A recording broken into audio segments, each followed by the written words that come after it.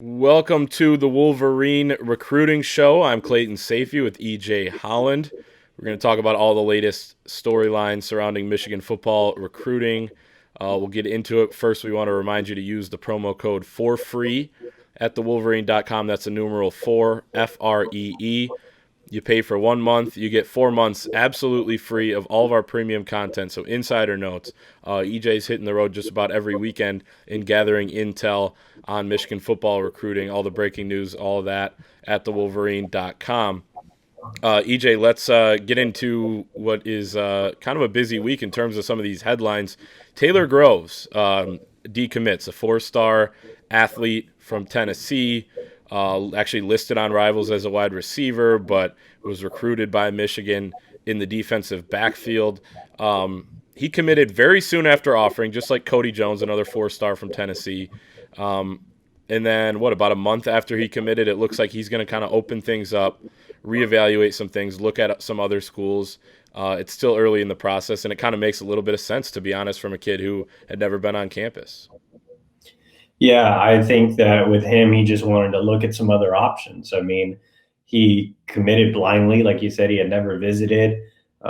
He did develop a really good relationship with Maurice Linguist really early on. And I know that Taylor Groves was really looking to lock up a spot early, and it just so happened that visits opened up for the summer. Getting guys back is always kind of weird. Guys that decommit never really end up back at the schools they were originally committed to. There are, some situations where that does happen. In this one, with so many talented DBs out there, I think that the sting factor of losing this, we did a Rivals national story about the sting factor of losing Taylor Groves, and both me and our national guy, Adam Gorney, both gave it a really low number because there are so many talented DBs out there. I mean, we'll talk a lot about a lot of the options here in a second, but I don't think losing Taylor Groves hurts that much at all. There are plenty of options to fill that spot.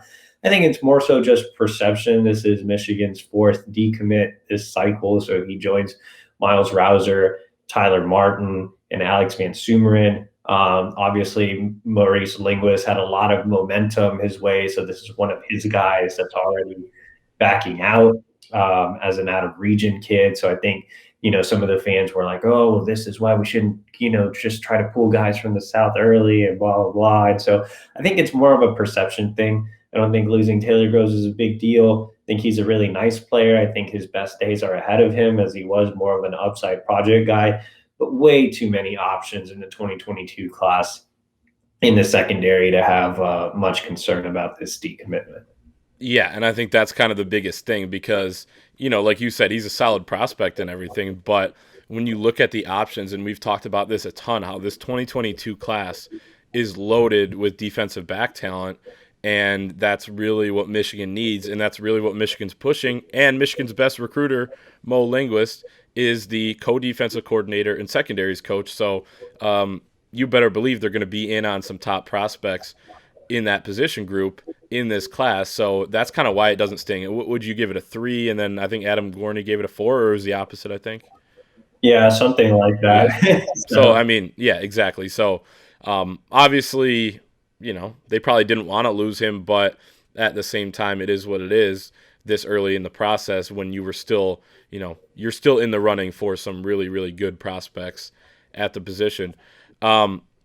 The next thing, is just kind of to break down what would be next there and some names to know because, and these were names that Michigan's pursuing already, but now with Groves out of the picture, at least for now, who do you think could replace him in this class? Who do you think in the defensive backfield? I got a couple names I think you're going to say, who could be next, I guess, back there.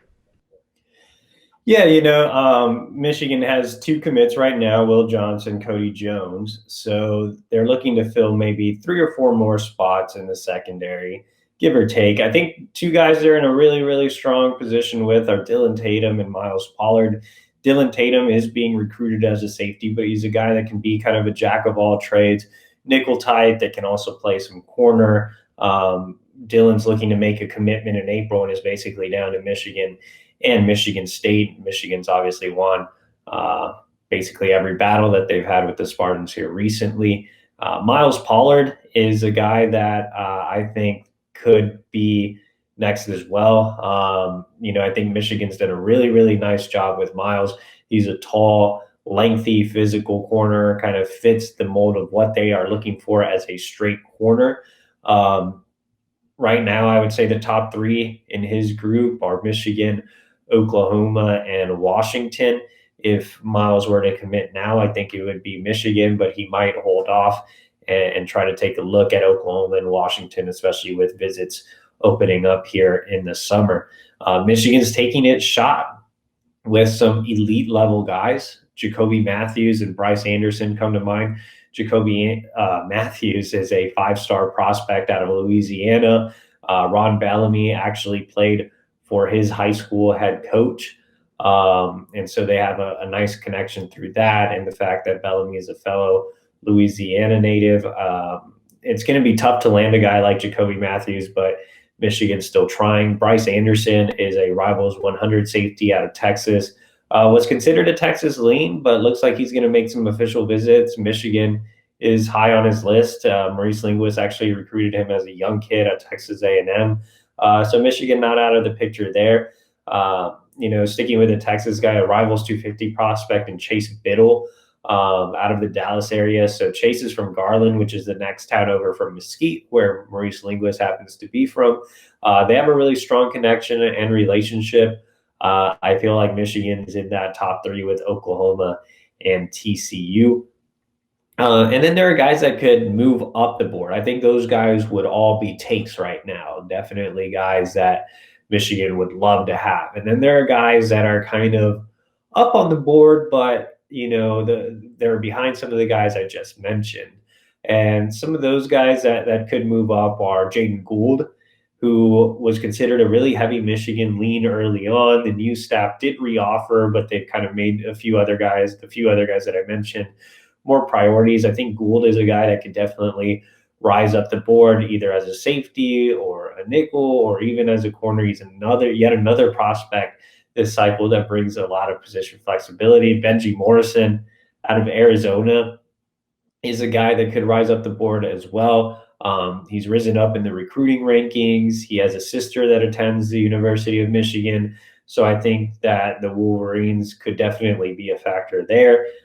You also have a guy like Sherrod Coville out of Virginia, who just listed Michigan as a top school. I think he's really high on programs like Notre Dame and Clemson, but I feel like Michigan's always kind of been in that top group. It's just a matter of how hard they recruit him, but he's another prospect that they could get on campus, maybe for an official visit. So there are so many options on the DB board, another being Terrence Brooks, a four-star defensive back out of Texas, who's been a big riser in the rankings that Maurice Linguist offered almost as soon as he got the job at Michigan. So Brooks is definitely a possibility as well. And there are just so many other guys that could move up the board as well, but those are a handful as Michigan looks to take a large number at the position.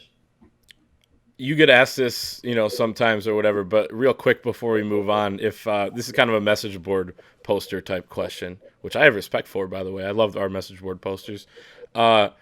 If you had your best guess at this D-back class, given everything you just said, the fact that there's some top of the board guys that Michigan's taking their shot with, or, some guys maybe like a Jaden Gould, who Michigan could probably get if they pushed a little bit more for, what would be your best guess on what the D-back class looks like if we fast forward 8 months or so? I think they hang on to Cody Jones. Obviously, Will's pretty locked in, so I would say those two: Dylan Tatum, Miles Pollard, Jaden Gould. I think with the departure of Taylor Groves, maybe it really opens up a big push for him, and then maybe a guy that we're not talking about, or a guy that other schools cool on, or his interest in Michigan just rises. Like, I could easily see it being a guy like Terrence Brooks, who we're not talking a whole lot about right now, but could be later on, depending on what happens with his recruitment. You could see it being a Benji Morrison, or just a guy that we don't really even know yet, or maybe Michigan sticks with five and tries to land a guy out of the portal. They're looking at Florida transfer Jahari Rogers as a potential option there. So there could be a lot of movement with maybe numbers in the defensive backfield. But I think, if Michigan continues to make pushes for Tatum and Pollard, I could see them in the class. And if they decide to, finally go on all in on Gould, I could obviously see him in the class as well. And that would give you five with maybe one spot to fill if you do want to fill that spot. So a lot of moving parts and a lot of time between now and early signing day in December. But there you go. That's the best guess for the defensive back class, a huge class because of the failure to land some of those guys in the 2021 class. So we'll keep an eye on that. And then the last thing, Walter Nolen, the number one defensive tackle in the country, the number two player in the country for the class of 2022, out of Tennessee, a mammoth, if I may say so, was on campus over the weekend. We previewed his visit last week on the show, but I know you've gathered a ton since then. So I guess what is the latest on Walter Nolen? How did he enjoy his visit, and just how did it go overall? Yeah, I dropped a lot of insider nuggets on Walter's visit over at thewolverine.com. So make sure to take advantage of the promo code, and you can see everything that we wrote on Walter Nolen's trip. But just to give a general summary, I mean, he really enjoyed his time on campus. Michigan has established itself as a major player in this recruitment, and the visit only helped. Looks like he will be back on campus for an official visit on June 18th. That weekend will also feature Will Johnson, who is continuing to recruit him. Cody Jones is a fellow Memphis native and is also in his ear about joining him in Ann Arbor.